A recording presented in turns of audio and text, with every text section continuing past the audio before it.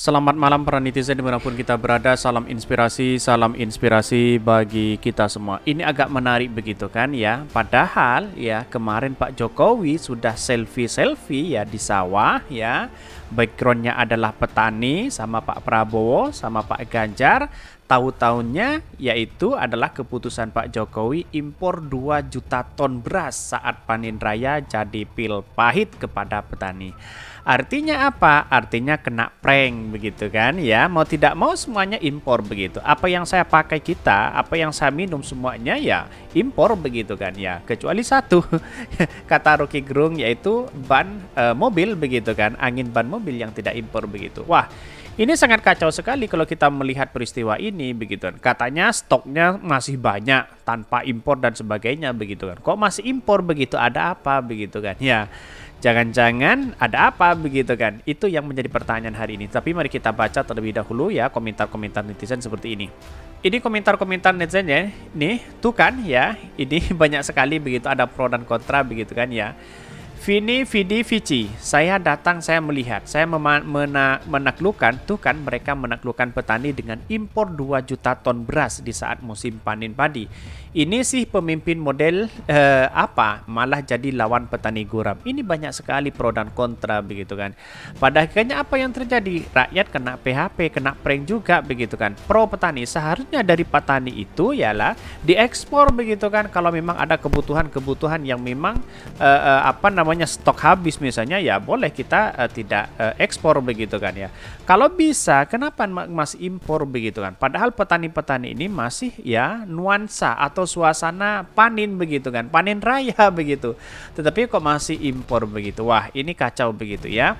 Sakit hati bikin sakit hati ya, semua ini terjadi berkali-kali, nggak pernah aku mengerti mengapa begini, masih saja kau selalu ingkari janji-janji. Mungkin efek samping kebanyakan duduk di kursi empuk bisa bikin amnesia kali. Ini banyak pro dan kontra begitu kan ya. Kalau diibaratkan bahwa Mbak Puan yang menanam padi ya, lalu kemudian kenapa kok masih impor begitu? Itulah muncul spekulasi hari ini begitu kan ya.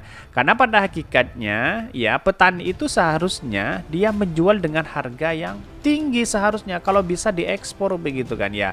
Katanya pasokan dan dan beras yang ada di Indonesia mengalami stok ya. Tetapi melihat realitas dan alasan-alasan seperti menurut saya pribadi kok masih impor begitu kan. Kok semuanya impor begitu. Yang kita makan adalah impor begitu kan ya. Kalau bisa mungkin ya tahu tempe bisa jadi impor begitu ya. Ini bentuk perhatian dan kepedulian Presiden Jokowi kepada petani lokal agar mereka tidak susah-susah menanam, toh harganya pasti anjlok. Jadi lebih baik impor aja. Semoga cinta dan perhatian yang luar biasa. Ini banyak sekali begitu kan ya. Katanya meroket gini, meroket gimana begitu kan. Apa gue bilang minyak goreng dipegang ya hasilnya meroket harganya.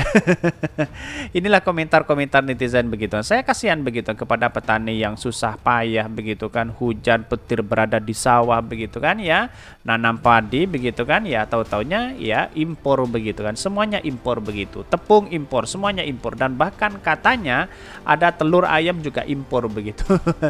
Dari mana letak logikanya, bayangkan begitu ya, semuanya kok serba impor begitu ya. Emang penyakit orang satu ini entah ada di dalam otaknya, entahlah ini bersih merakyat kerjanya tawah. Banyak ada pro dan kontra begitu. Apa yang saya baca ini merupakan dari aspirasi masyarakat yang harus kita dengarkan oleh Pak Jokowi begitu kan ya. Tetapi kita tahu bahwa situasi dan perkembangan hari ini kok semuanya impor begitu. Yang kita makan impor begitu kan. Mulai dari minyak semuanya impor begitu. Yang saya pakai, yang saya makan semuanya impor. Lantas bagaimana kreatif bangsa kita begitu kan? Begitu logika-logika kita begitu. Tetapi mari kita baca terlebih dahulu beritanya seperti ini. Ini beritanya ini agak menarik begitu kan ya, dikutip dari Kumparan Bisnis ya. Keputusan Jokowi impor 2 juta ton ya beras saat panen raya jadi pil pahit ke petani. Ada apa begitu kan ya.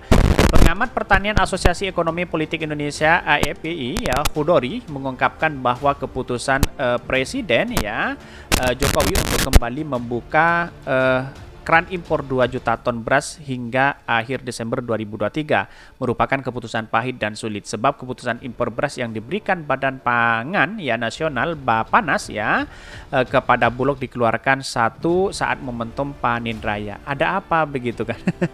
Itu yang menjadi pertanyaan hari ini begitu. Dan bahkan keputusan itu sangat menjadi apa ya, seolah-olah masyarakat kena prank itu begitu. Ini keputusan pahit dan sulit karena izin impor justru diberikan saat panen raya. Izin impor dikeluarkan saat panen raya itu amat jarang terjadi. Sebab saat panen raya biasanya pasokan gabah ya, beras berlimpah dan harga turun ya. Kata Hudori dalam keterangan resmi yang diterima oleh kumparan.com. Bahkan dari 2 juta ton beras ya tersebut 500.000 ton diantaranya harus segera diimpor untuk memperkuat cadangan ya beras pemerintah CBP. Keputusan itu diambil dalam rapat bertajuk ketersediaan bahan pokok dan persiapan arus mudik Idul Fitri 1944 Hijriah dengan Presiden Joko Widodo. Wah, kalau semuanya impor ya gimana begitu kan? Rakyat mau ngapain hari ini begitu kan ya? Dan bahkan ya mungkin ya petani mungkin dibeli dengan harga yang murah, bisa saja seperti itu begitu kan ya. Bahkan ya menurut saya pribadi impornya itu adalah bertepatan dengan panen raya padi begitu kan ya. Jadi artinya apa? Ya masyarakat Indonesia ya yang tani lagi panen kemudian ada impor ya otomatis dia akan murah untuk dijual lagi begitu ya. Sepanjang 2023, Bapanas menargetkan Bulog untuk menyerap beras petani domestik sebesar 2,4 juta ton ya. Dari jumlah tersebut 1,2 juta ton diantaranya akan menjadi stok terakhir tahun ini. Bahkan akhir tahun, dari target itu 70% diantaranya diharapkan bisa diserap kala panen raya sampai Mei nanti. Bahkan keputusan itu amat dilematis ya. Di satu sisi saat ini petani menikmati harga gabah tinggi. Biasanya saat panen raya harga tertekan ya, tentu ingin menguntungkan petani. Di sisi lain karena harga tinggi ya, Bulog kesulitan melakukan penyerapan. Sampai 24 Maret dan penyerapan Bulog ya 48,500-300 ton beras ya, amat kecil kata Hudori. Nah, ini bukan kecil begitu. Angka-angka seperti ini wah luar biasa begitu ya. Namun berdasarkan kondisi di lapangan, Hudori menyatakan target itu hampir bisa dipastikan sulit dipenuhi, termasuk target menyerap 70% dari 2,4 juta ton beras saat panen raya. Bahkan sementara peluang terbaik bagi pengadaan Bulog adalah saat panen raya. Kalau penyerapan saat panen raya terlewat dan atau tidak tercapai, target hampir dipastikan tak tercapai. Bahkan sebelumnya ya, Kepala Bapanas Arief Prasetyo Adi menyebutkan jumlah stok cadangan beras pemerintah CBP mencapai 300.000 ton. Kalau mengandalkan penyerapan pengadaan dari dalam negeri, mustahil beras sebesar itu bisa disediakan lewat mekanisme pembelian yang ada. Tetapi kenapa kok nggak perlu dicoba terlebih dahulu begitu kan ya? Kenapa langsung tiba-tiba impor ya bertepatan dengan panen raya di situ begitu kan ya? Seolah-olah apa? Ya seolah-olah masyarakat kena prank begitu kan? Kalau dijual dengan harga yang murah kan begitu logika kita begitu. Seharusnya bangsa kita itu adalah bangsa yang tumbuh subur begitu kan ya. Namun padi bisa tumbuh, namun kacang bisa tumbuh dan sebagainya begitu kan ya. Apakah semuanya harus kita impor begitu kan ya? Apa-apa kita impor ya? Ini kacau begitu ya. Sejak kapan mau ekspor di negara-negara kita begitu untuk luar negeri begitu? Jangan-jangan ada produk lokal ya tidak sesuai kualitasnya atau apa begitu. Itu yang menjadi pertanyaan dan analisis begitu ya.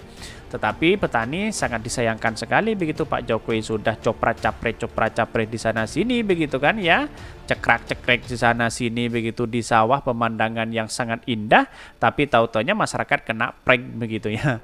Mungkin itu yang kami sampaikan. Tonton terus channel Hodari Podcast Rakyat ini karena ada berita-berita menarik dan viral setiap harinya. Salam para netizen, salam inspirasi bagi kita semua.